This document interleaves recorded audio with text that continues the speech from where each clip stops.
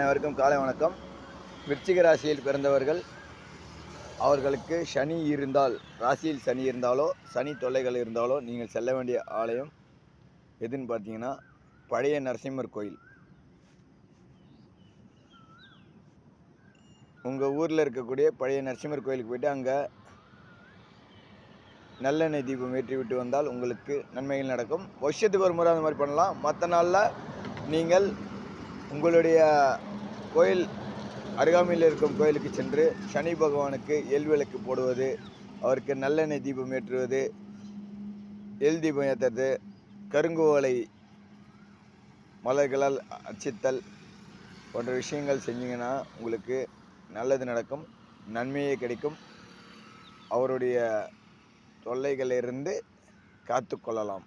நன்றி, வணக்கம். நம்ம சேனல் லைக் பண்ணுங்கள், கமெண்ட் பண்ணுங்கள், சப்ஸ்கிரைப் பண்ணுங்கள். நன்றிகள் பல.